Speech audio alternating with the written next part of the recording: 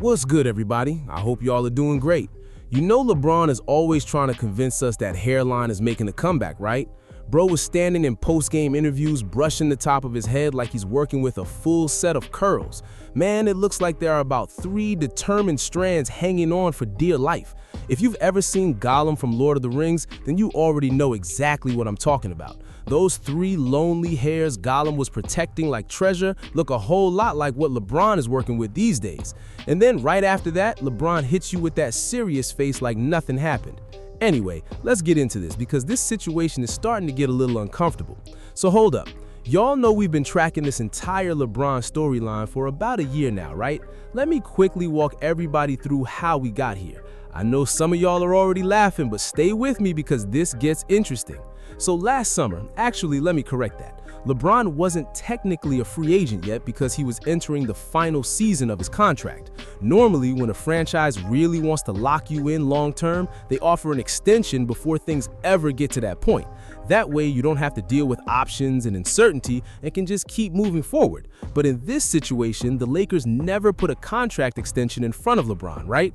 In fact, reporters even asked Lakers general manager Rob Pelinka about LeBron's future. They basically said, "Rob, what's the plan with LeBron moving forward?" And Pelinka's response was essentially, "You'll have to ask LeBron about that," right? So the Lakers never offered the extension, and eventually LeBron reluctantly exercised his $52.6 million player option, which meant he was heading into the final year of his deal. Then suddenly everything starts getting strange. Out of nowhere, LeBron begins dealing with sciatica issues and various physical setbacks, right? And I still remember those interviews where he kept saying he was nearly fully recovered and feeling great. Then all of a sudden there was a knee issue and a few other things popping up. Meanwhile, we're seeing photos of him out on the golf course, and I'm sitting there thinking, hold up, you've got sciatica problems, but you're out swinging golf clubs? Do you know how much rotation and movement goes into a golf swing?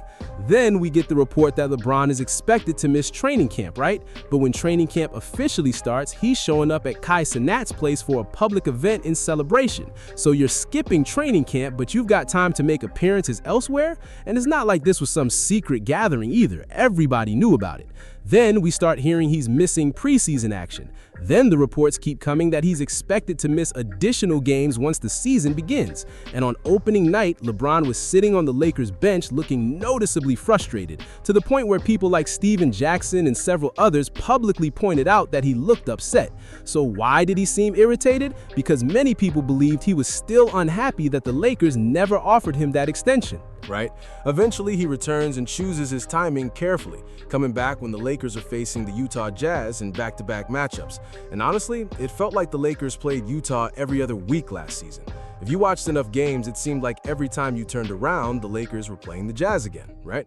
So LeBron comes back and starts putting up numbers and doing what LeBron does. But by the time he returned, I couldn't help wondering if he expected the team to struggle without him first. Then he could come back, save the day, and take control of the narrative. By the time LeBron returned, Austin Reaves had already established himself as a legitimate second scoring option. The guy even dropped a 50-piece at one point during the season.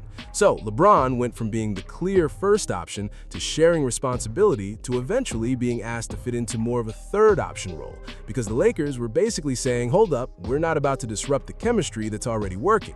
Their message was pretty simple.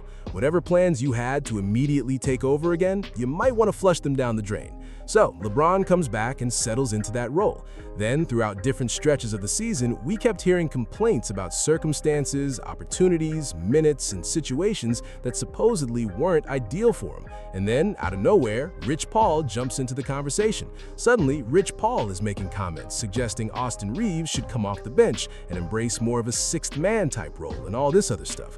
That's when people started looking around saying, hold up a second, this is a contract year. You're in the middle of a contract year and these conversations are happening? Man, it doesn't get much messier than that. Then reports start surfacing that Reaves' camp actually reached out to Rich Paul about everything that was being said. Follow this closely because it gets interesting. Rich Paul comes back and basically says it was all being blown out of proportion. According to him, there was nothing to it and everybody was making too much of the situation. Then Luka suffers an injury during a game against Oklahoma City. After that, we moved into the first round of the playoffs, and LeBron supporters were already gearing up for another legacy conversation. You had people saying if LeBron beats Houston, that's another huge point for his GOAT case. Somehow, the standard had shifted to simply advancing out of the first round. That's how low expectations had fallen, and how desperate some fans had become for a defining moment. So, what happened? The Lakers got through that series, but then reality quickly set in because a lot of people looked at that opponent and weren't exactly blown away. Then the second round arrived, and that's where everything fell apart. The Lakers got bounced from the playoffs, and almost immediately the conversation shifted back to LeBron being unhappy with his role and how things were handled. Then stories started appearing from reporters like Dave McMenamin and Brian Windhorst. Suddenly, we were hearing that the Lakers still wanted LeBron back. The latest report was that LeBron wanted clarity on why the Lakers weren't interested in offering him a maximum contract and what they planned to do with that money instead. And that's where a lot of people started scratching their heads, because the same organization didn't even offer him an extension the previous year. Yet now we're hearing stories about LeBron making demands. So naturally, some people started wondering whether certain reports were being pushed to create the appearance of a stronger market than what actually existed. Then I came across a post from Polymarket. Oops. The post referenced reporting from Eric Pincus. I'll throw it on the screen for you guys. According to the report, the Lakers are optimistic about moving forward without LeBron James this summer. And remember, despite all the drama surrounding the season, LeBron still helped keep the Lakers competitive during stretches when Luka Doncic wasn't available. Crazy! Now, let's take a look at some of the reactions, because the comment section was absolutely going off. One person wrote, "The amount of disrespect this guy has received is unbelievable. After all the relevance, attention, and revenue he brought to this franchise over the last decade, they still treat him like this." Another person fired back saying, "This is a ridiculous take. He barely kept them competitive. They couldn't even close out Game 4 against the team missing Durant and other key players. The Lakers don't want any part of LeBron anymore." Then someone else chimed in with, "Sure, we'd welcome him back, but we'd also be perfectly fine moving forward without him. The man is 42 years old." Another commenter didn't hold back either. They basically said LeBron failed to deliver when it mattered most, and argued the Lakers would be better off using that $50 million per year on two different impact players. Then another fan added, "It's time to move on. The age-to-production ratio just isn't matching up anymore when there are younger options available." And the comments just kept rolling in, one after another after another. The overall theme was pretty clear. A lot of people believe the Lakers are preparing for life after LeBron.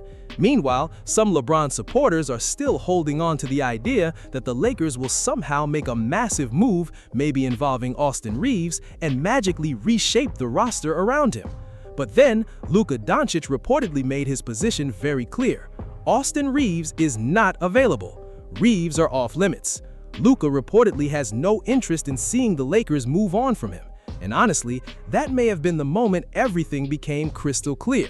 Because if Luka wants Reeves to stay and the organization is building around Luka's future, the chances of Austin being moved become extremely slim. So at that point, the writing starts appearing on the wall. All right, LeBron A., it might be time to accept reality. Pack everything up, gather all those off-season trade scenarios you've been holding on to, pick up all those fantasy roster ideas scattered across the floor, and quietly make your way toward the exit, because this chapter may finally be coming to an end. If LeBron decides to continue elsewhere, then another franchise will gladly take center stage in the next part of this story. Thanks for watching, and if you enjoyed the video, make sure to subscribe to the channel for more content.